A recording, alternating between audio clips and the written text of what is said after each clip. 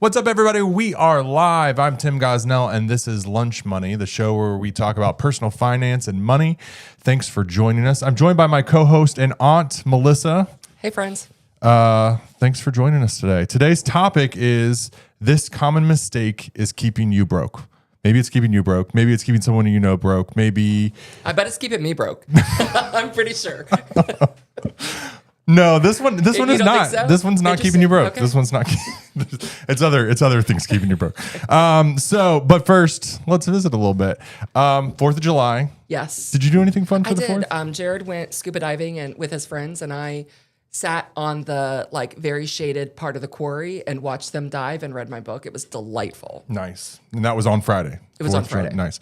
We Bobby did his 4th of July fireworks show, which he absolutely loves. He was a little disappointed. So we did the fireworks show on the 4th of July. And then on Saturday, one of his neighbor friends did illegal fireworks that go up into the air. No. We're in Virginia, that is a no-no. Is way cooler. And so he felt a little like his show wasn't the best, but he recovered. And then he said, it was a good show. I'm glad for them, which I was proud of him. And the thing that gave him a little hope was Sarah said there's maybe a chance that he could do those next year. Oh, I'm surprised.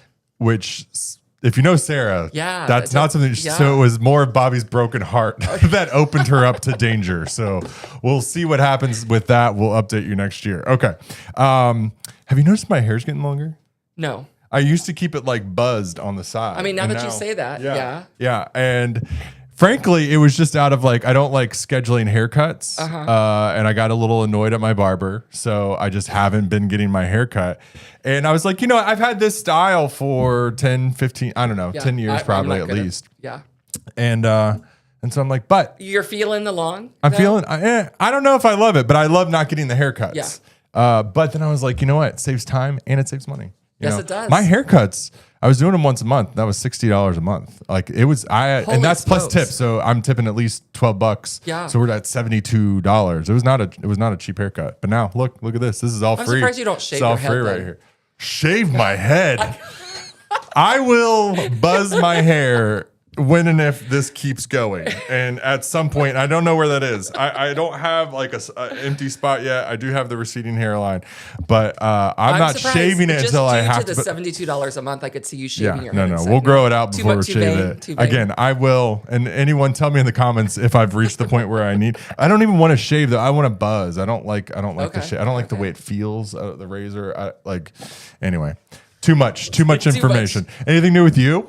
Well, yes. So I'd like to visit for a minute about a dilemma that we're having. So we went on a vacation where we were in a hotel in Williamsburg, and it was fraught with some disasters, but the real disaster was the sewer coming up from the shower. I almost sent you pictures to show our friends, but then I was like, no, that's probably don't want to do that. I mean, like raw sewage, like raw chunks sewage. in the. We had to coming up in the shower. We had to very move the hotel at 10 p.m. at night. I was very upset about the whole thing. I just wanted to drive home. Jared wasn't up for driving home, so we did move into a much nicer part of the hotel, and they promised us $200 back. We have been waiting. So they said they're sending us in the mail this Amex card for $200. We never got it. Now they're like, okay, well now we're going to send it to you through your email. We still have not got it. This has been 3 weeks. What do we do? How much was the total? How much was the total for the hotel room? $300. And they're giving us $200 back. I will tell you, I don't know for sure about this.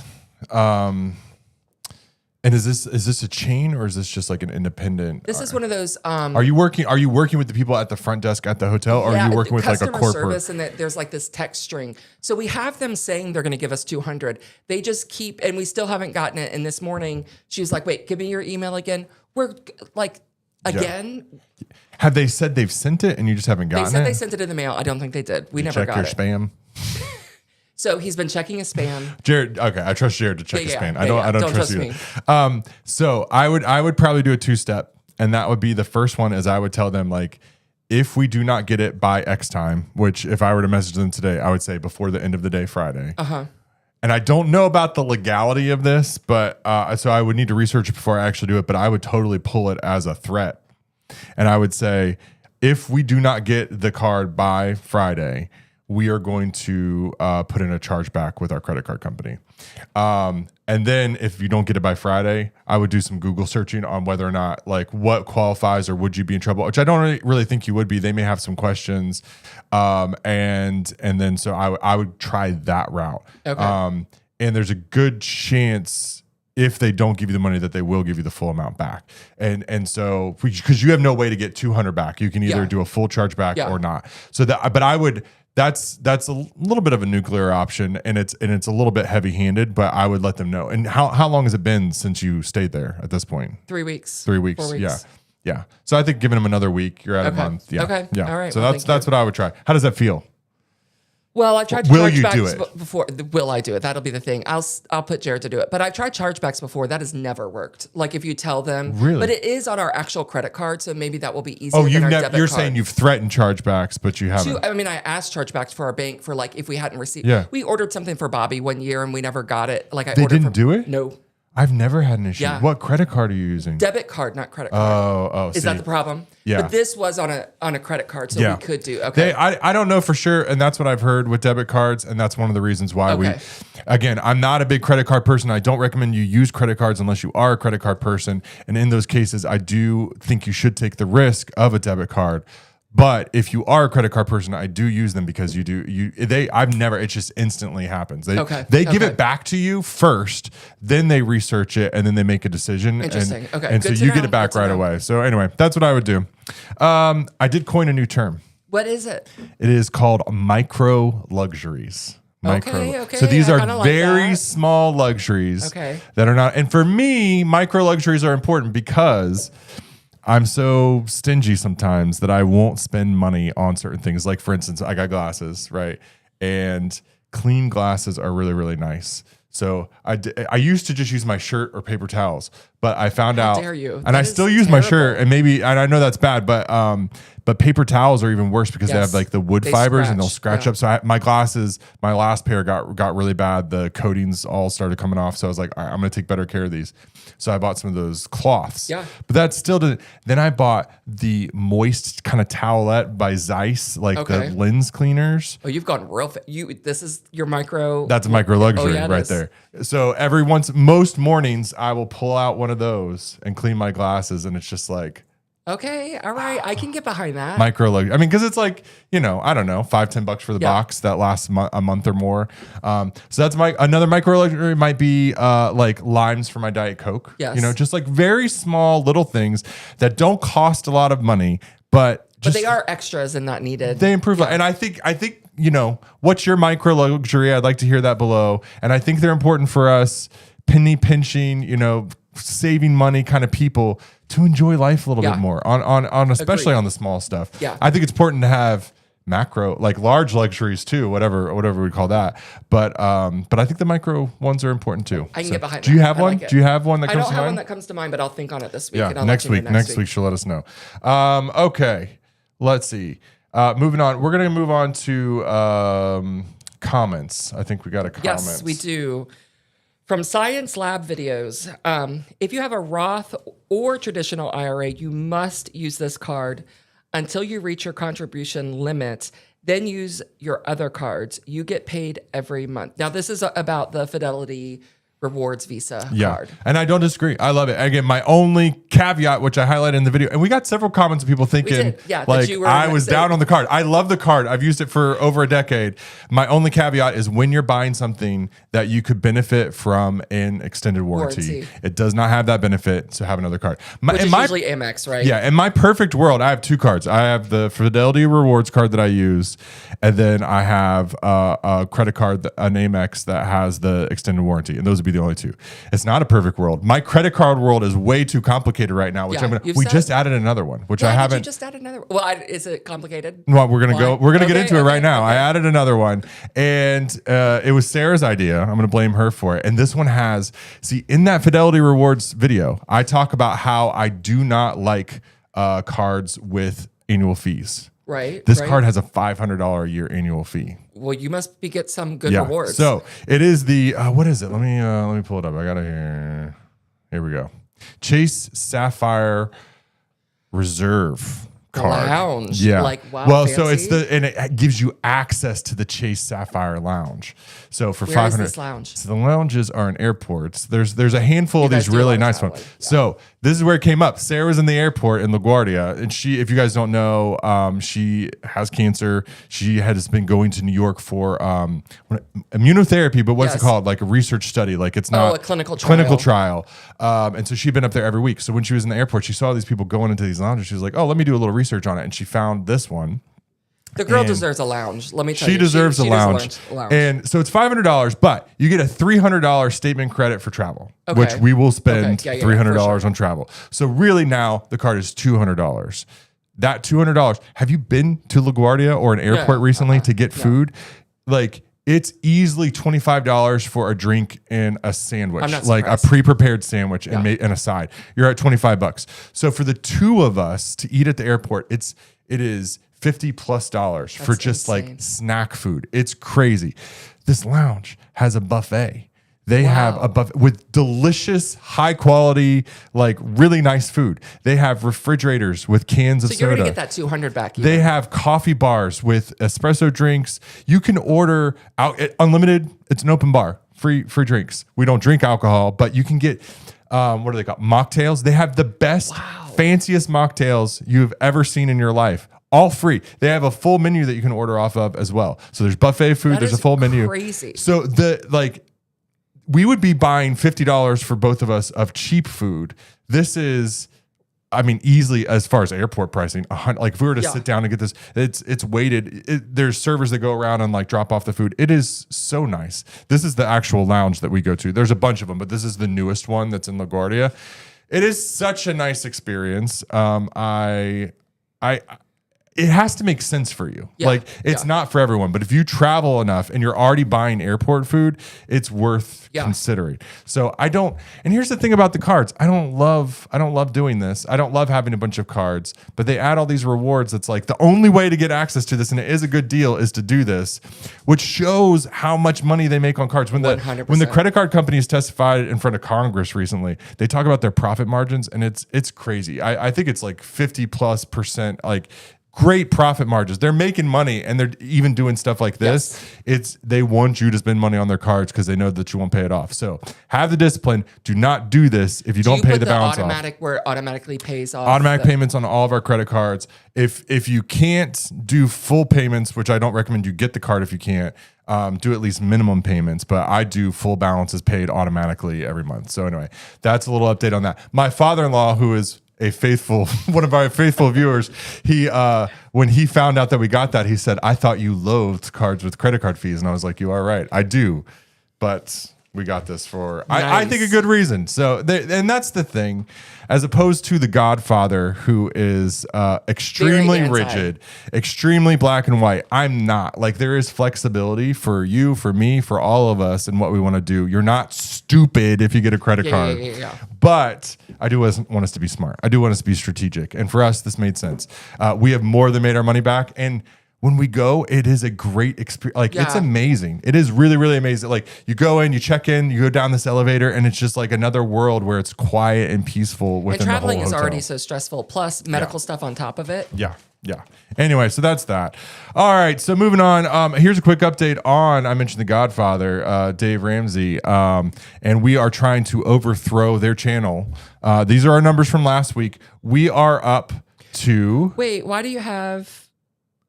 Never mind. I was All right. looking at the wrong We thing. are up from 565 to 570 subscribers. So thanks to all of our subscribers. And I can thank those who have their profiles set to public. So Jose, Miguel, Allega. Thank you. I'm sure you got that right. I'm sure I did. I'm sure I didn't totally botch that. Thanks for subscribing. Really, thank you all for subscribing. We want to build a community here, and we're glad that you're a part of the community. Looks like The Godfather got over 1 million. I do need to congratulate You The need to Godfather. congratulate him. They hit the milestone of 1 million. We're up 5. He's up over 5,000. Congratulations to him. I do want to remind the Ramsey team, we subscribe to your channel. So we are challenging you to be good sports about this, because I know that we're on your radar to subscribe. So, all right. So moving on to today's topic. which let me look at my notes, is this common mistake is keeping you broke. Now, this is one area where I think there's a lot of misconception. Like, it is about the frequency at which we buy homes and cars. Okay.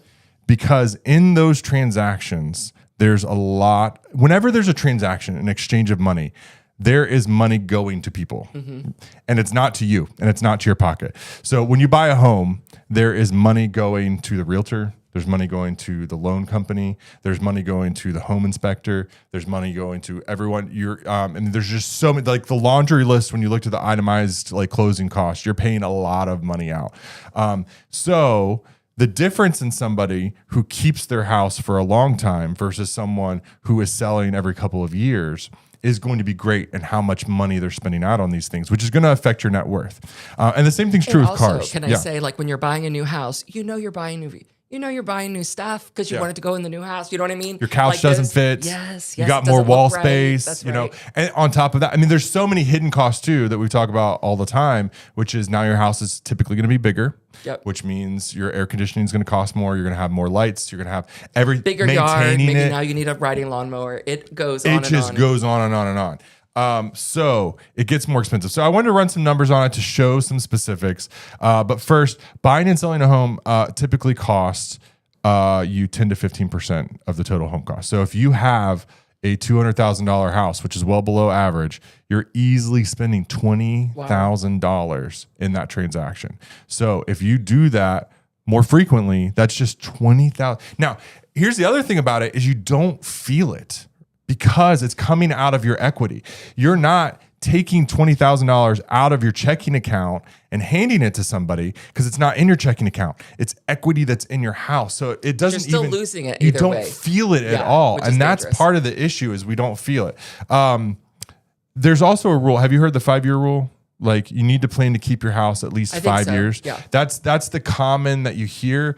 And I mean, at the very least 5 years, but I did some research and I really think that that's outdated. Zillow in 2024 said most U.S. homeowners need to stay in their home for 11 to 13 and a half years to break even or turn a profit. Wow. That's much longer than the 5-year rule. Yeah. So if you're doing anything less than 5 years, you're losing a lot of money, most likely. And then break even can vary by market. So it does matter. Like this is not a hard and fast thing everywhere. Those are averages because if you're in a really hot market, you're going to be able to make the money back quicker. And if you're in a slow or depressed market, you're going to make it back significantly slower. So you need to keep all that in mind. But just know, whenever you're churning 10 to 15%. But there's a huge but, because I thought that was the only thing. But then in doing my research, Harvard did a study that let me see. I'm going out of order. Harvard did a study that people often spend, not invest the equity that they unlock. That's so surprising. The money now, that money that wasn't in their account is now like, it's like free money. Oh man, we have $100,000. So what happens is they're like, well, we need that new stuff for the house. We need new floors. We need new paint. We need new couch. So we'll just take that money out. Of course. So, and every time you do that, now you're taking out that equity. So it's way more tempting when you've liquefied the equity. Now you have it accessible to spend and you have a reason to need to spend it. So those are the things that we have to keep in mind. There are reasons why you might need to sell your house sooner than that. The thing that I really want you to think about, and the thing I want all of us to think about, is before we buy the next house, are we confident that we're going to be able to be, I think let's just round it to 10 years. Are you confident you're going to be able to stay there for 10 years? Because if not, there's a good chance you're losing some money. Now, that may be something you factor in, and you know that you want a house because you need it for XYZ reason, or you really want it, and that's just, you can factor that in, that's fine, but just know what you're getting into. Be aware. Be aware that you're doing it, and just don't jump in thinking, oh, if I have my house for 5 years, I'm going to be breaking even. All right, here's some numbers you can see on this chart on the screen. I had ChatGPT run the numbers roughly. These are just very rough numbers, but to just give us an idea, this is comparing somebody who bought and held a house for 15 years versus someone who bought a house every 5 years and then upgraded 10%. So each time they bought a house, it upgraded. That we're counting in the equity of the house going up, the value of the house going up over time. And basically, if you bought and hold for 15 years, you're going to have $80,000 roughly. And if you bought every 5 years, you're only going to have 33. So there's $50,000 that just vanish. And I think most people watching this video could use an extra $50,000 in their retirement, right? Most people could use an extra $50,000 for their long-term, debt payoff. And it's just vanishing, right? So if we can learn, I think one of the values that I have naturally a little bit easier that I hope that more people can learn to work on is just being content with what you have. Now, for me, the challenges, and if you're on the more stringent side of saving, is going to be like, we're going to be content with the underwear with holes in it. We're going to be content with the pants with holes in it and too little. So I need to be a little more comfortable being less content. But if you're somebody who leans towards the, I always want a new car, I always want a new house, finding peace and contentment with what you already have. Again, moving because you have to, because of a job or some other situation that you can't change is different than, oh, I really want this house in this neighborhood kind of thing. Yeah. So. All right, that's that. We're going to move to buying a car, the same kind of chart on this. So this is keeping a car for 15 years, which sounds like a long time. But my car is already almost 10 years old, and it's still, I think... You can hear my car coming. You can. Also, and listen, I love it. With hers, when you open the doors, they like way overextend for whatever reason. There's no, like normally when you open the door, it like catches and stops. Hers just like flops, and it's like, oh, if I don't grab this, the car door is going to fall off. The car door is going to slap into the other side of the hood. It's that bad. So, how old is your car though?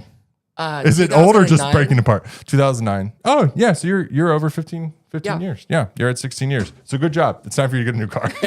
I don't want to. But if you can keep it, Melissa's finding contentment. I'm finding She content. loves it. Yeah. All right. So this is keeping a car for 15 years versus a new car every 5 years. Total spent is going to be, we average these as new cars. So $40,000 for a new car, and then 132 is what you're going to spend total on the other one. But then net cost at the end of it, you're at twice as much you're spending if you're getting a new car every 2 years, because those first couple years just have huge depreciation. Let's go over some details. A new car loses 10 to 20% of its value in year one and 50 to 60% by year 5. So if you're buying a car and then selling it within 5 years, you're losing 50%. It's just vanishing. Easy. It's just absolutely vanishing. And if you're okay with used cars, which I am, if you can buy a car that's somewhere between 1 and 5 years old, you're going to get the best deal. That's the balance. Find somewhere in there that's the balance of a good deal and a nicer, newer car. And then the average new car price right now, do you know what it is? I know we've talked about this before.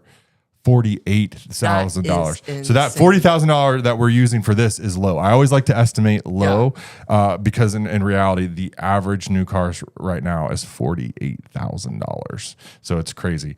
Last thing is trends in longevity. Many modern cars can last for 200,000 miles. So if you have proper maintenance, I grew up, before I was 21, I didn't even realize I was supposed to do oil changes or when I was supposed to do oil changes. Yeah. So educate yourself on proper maintenance, take care of your cars. And the other thing is the cheapest car is the car that you have. A lot of people like to justify new cars because, well, it's electric and I'll save money. I'm saving money by buying this car, or it gets better gas mileage. It's a hybrid, so I won't be spending as much. It never is going to be cheaper. I hate to say never. Very rarely. In the long term, if you run all the numbers, is it going to be cheaper to buy the new car than it is to keep and maintain the car that you have? Most of the time, it's just because it's nicer. I'd like a newer car, and that's fine, but just make sure that we're making that decision, intentionally and wisely. So that's all we got for the show today.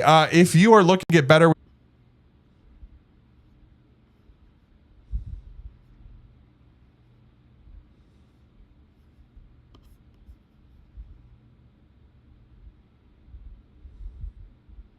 easiest budgeting system ever. It's automated, it's free, it costs you nothing, and I think it's the best. I think it's the best. So we're trying to put biased, but I think it's the best. We're trying to put YNAB, we're trying to put Mint, whatever. I don't know, Mint's out of business now. I've heard Rocket Money, all the other budgeting apps out of business because you don't need to pay for them, and our system's better. That's right. So go to timgosnell.com and download the Unbudgeted Today. We'll see you next week on Tuesday. Bye-bye.